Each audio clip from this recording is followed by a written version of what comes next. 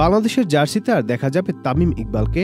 গেল 1 মাস ধরে ক্রিকেট পাড়ায় সবচেয়ে বেশি উচ্চারিত বাক্য এটি। চলমান বিপিএলেও ঘুরে ফিরে আলোচনায় ছিলেন তামিম। আসন্ন চ্যাম্পিয়ন্স ট্রফিতে তাকে পেতে মরিয়া বাংলাদেশ ক্রিকেট বোর্ড বিসিবি। এই নিয়ে দফায় দফায় অধিনায়ক ও নির্বাচকরা বৈঠকে বসেছেন তামিমের সঙ্গে, কিন্তু কিছুতেই মেলেনি সমাধান। ক্রিকেট থেকে নিজেকে সরিয়ে নেবার চূড়ান্ত সিদ্ধান্ত নিয়ে ফেলেছেন তামিম। আন্তর্জাতিক ক্রিকেটে আর দেখা যাবে না এই বাঁহাতি ওপেনারকে।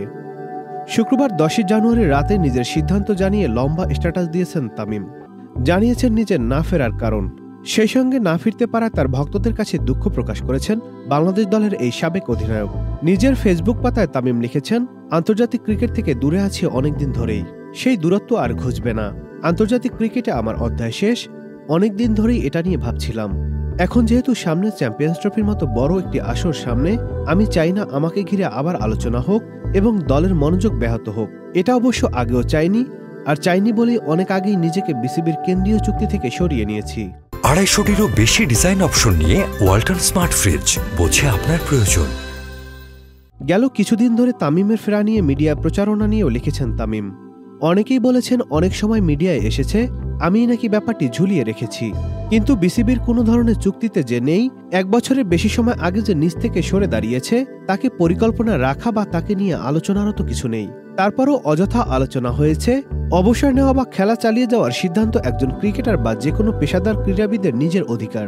আমি নিজেকে সময় দিয়েছি, এখন মনে হয়েছে সময়টা এসে গেছে। তামিম আরও লেখেন, অধিনায়ক নাজমুল হোসেন শান্ত আন্তরিকভাবেই আমাকে ফেরার জন্য বলেছে। নির্বাচক কমিটির সঙ্গেও আলোচনা হয়েছে। আমাকে এখনো উপযুক্ত মনে করার জন্য তাদের প্রতি কৃতজ্ঞতা। তবে আমি নিজের মনের কথা শুনেছি।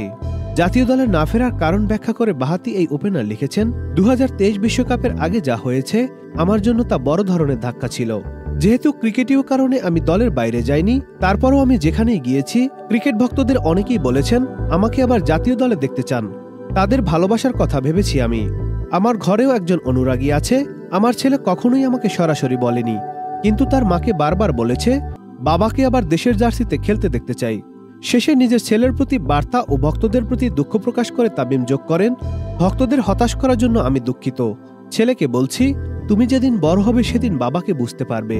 I hope you will respect the situation. Nadim Hasan, channel I.